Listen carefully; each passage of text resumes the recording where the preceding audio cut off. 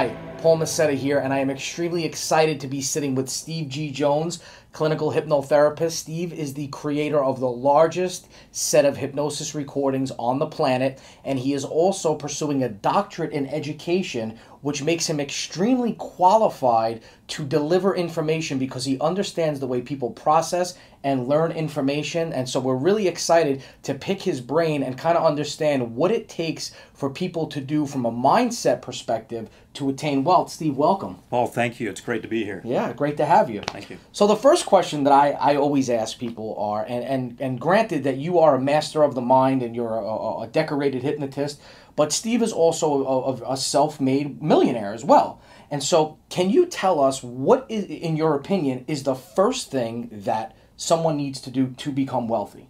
Well, the first thing someone needs to do is work on their mental state. They've got to take it to a subconscious level. When we look at the mind, what we see is it's kind of like an iceberg. You know, what you see in an iceberg is a little bit at the top, but the majority of it is below the surface. Or when we think about a tooth, you know, people get a tooth pulled and they're surprised to see how big the tooth is because the majority of it, the roots, are below the surface. So we look at that and we realize that that's actually the bigger part. It's also the most important part. So the first thing someone needs to do to become wealthy is acknowledge how important it is to look below the surface at the driving force. What's really driving you? You know, when you get up in the day and you do certain things, if you look at someone who's wealthy versus someone who's not, they've both got the same amount of time in the day. They're both doing things in the day, but they're doing different things. They're doing things that are different from one another.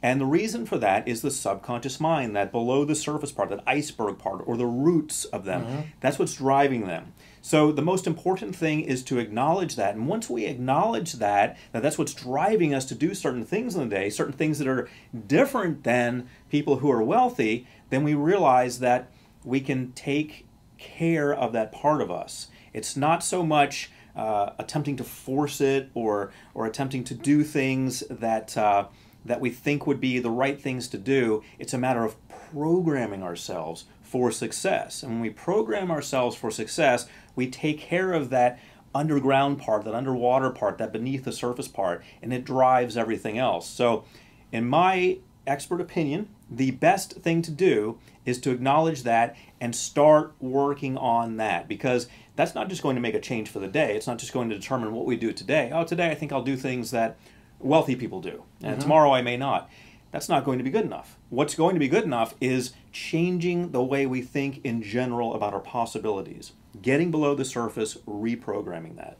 Where do these thoughts come from? These thoughts that are buried in the subconscious mind that are kind of holding us back, where do they come from? Do they come from childhood, parents, society? Where do they come from? All of the above. They come from all of those sources.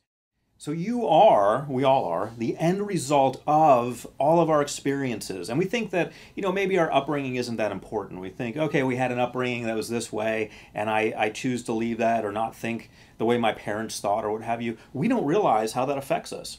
We don't realize how we were brought up and how that affects us. You know, my father was raised during the Depression. He was born in 1925. He grew up when times were really tough. And he's passed away now, but during my upbringing, we had to reuse napkins at the dinner table. When guests came to visit, even if they were relatives, they were assigned a napkin. And guests would kind of joke with us. Afterwards, they'd leave and they'd mail my dad a bunch of napkins. They'd say, here you go, Ed, here's a bunch of napkins. He would do things like that. Ketchup, he would put water in the ketchup and shake it up to get every last drop out of it. Things like that. And we think that, you know, maybe that's our past. You know, those are maybe silly things our parents did because they were kind of traumatized by the way they were raised, and that's all in the past. We fail to realize sometimes how that affects us, how that can lead us to poverty-type thinking. We can be trapped in that rut without even realizing it. Maybe we don't add water to the ketchup. Maybe we don't make relatives reuse napkins or things like that because we might think that's silly or excessive. But maybe because of that upbringing, our dreams are limited. Maybe we think that that the universe is not abundant. Maybe we think that our possibilities, rather than being endless, have a roof on them. And we don't realize how that can actually stop us. So the trick is to acknowledge that all of those sources are affecting us, even sources from way back, even our friends. Our friends will talk to us. I read this article one time called The Next Village about how when you get ready to make that move, and you talk to your friends about it, your current friends about it, when you get ready to make that quantum leap to the next level, you talk to your current friends about it, and they say, what, are you crazy? You know, you're going to be at the next level, you're going to be doing this, you're going to be doing that, you're going to be traveling the world, you're going to be wealthy. No, wait a minute now. We grew up with you. You know, you're from the neighborhood. You're from the same area we are. That's not going to happen. They won't say it to you directly like that. They won't directly come at you and give you a lecture about that. But it'll be implied in the things they say. There will be subtle things that they say in their conversation that will be designed to bring you back down, to keep you in the village, if you will. Now, it doesn't mean you have to leave your friends or leave your family or anything like that. It means you have to acknowledge the power that all of those factors that you mentioned have. Family, environment, everything. All of that is constantly having an influence on us. And you know that as the influence master, you know the power of influence. All of that's affecting us all the time, but it doesn't mean that we're up against an insurmountable tsunami that's just going to wipe us out. It doesn't mean that. What it does mean is that we have to program ourselves subconsciously to overcome that. Wow, that's powerful stuff. Here's my big question for you, and this was something that I'm really excited to ask this question because this is a key part of the program. Steve, tell us how people, give us your 3-step system for people to reprogram themselves. So what would you do? What can people do on their own that you would normally do if you were sitting in a private session with them in your office in Savannah? What can they do on their own at home? Okay, great question. And so we're looking at 3 actionable steps. What can they actually do? And Mike is the man of action. He's getting it done. He's the guy who will tell you what to do when you hit the ground running, where you're going to run, what you're going to do as you're running. But there are also subconscious steps. And so I'm glad you asked that question. 3 things you can do. First of all, step number 1, acknowledge that the subconscious mind, as we've already talked about, is driving you. That's the biggest part below the iceberg that's really in control. Step 2, you've got to do something about that. What are you going to do? Step 2 is to reprogram yourself. Step 3 is to keep at it. You've got to keep at it.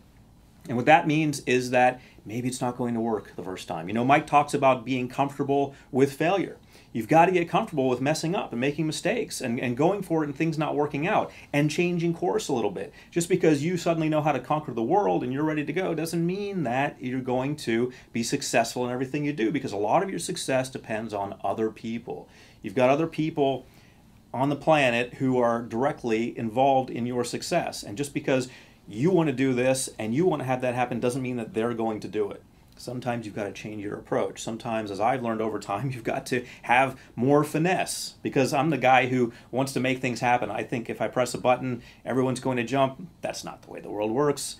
The world works by people doing things the way that they want to do them. So I had to learn that over time. So that's why step 3 is so important, because you've got to make changes along the way. So step 1 we already talked about. We talked about you've got to acknowledge the subconscious mind. Step 2 is really where I make my living. Step 2 is in reprogramming the subconscious mind. And that gets into huge territory. Luckily, as part of this program, you've got access to some recordings that are going to do that for you. Some hypnosis recordings that are going to do that for you. So I've taken all the guesswork out. But step 2 is reprogramming yourself. Now, that doesn't mean that we're going to take all the burden off of you and that we're going to just have Steve G. Jones handle everything. Because there are things that you can do in your waking life that are going to help also. And I'm talking about, rather than just listening to my hypnosis recordings, which you should do, but that's nighttime. You've got the whole day that you can do things. So what can you do? In step number 2, that's where you're reprogramming your subconscious mind. So it involves hypnosis recordings. I believe that's the best way to change. But it also involves changing your self-talk. You know, we don't realize how we talk sometimes. We don't realize that we use the word can't, that we use just negative terminology about our possibilities in general. We say things like, that's impossible. Exactly. Like that's exactly what I was going to say. Yeah. That's impossible. And we just throw that word out. We throw the word out. That's impossible. And, I can't do that. Or we think to ourselves, what would my friends think if I did that? Or would I lose my friends? Would I ostracize myself from my group of friends? An interesting story that happened to me when I had my office in Beverly Hills, and I was raising my rates from $250 per session to, at the time, $2,500, and now it's even more than that. But I was going to raise my rates, and I talked to another hypnotherapist, and I said, I'm scared. I'm scared to raise my rates. I might lose all these people. And she said, and she told me this story. This other hypnotherapist said, there's a hairstylist who was afraid to raise his rates from $50 to $100 because he would lose, all his customers. And he went ahead and did it, and he hasn't missed any of those customers because his new customers are paying him twice the amount. Now, that's not to say that he doesn't care about those people. That's not to say that he was doing it to be rude. He just started valuing his time more. And so he was able to make that quantum leap. He was able to look at himself as someone who was worth twice as much.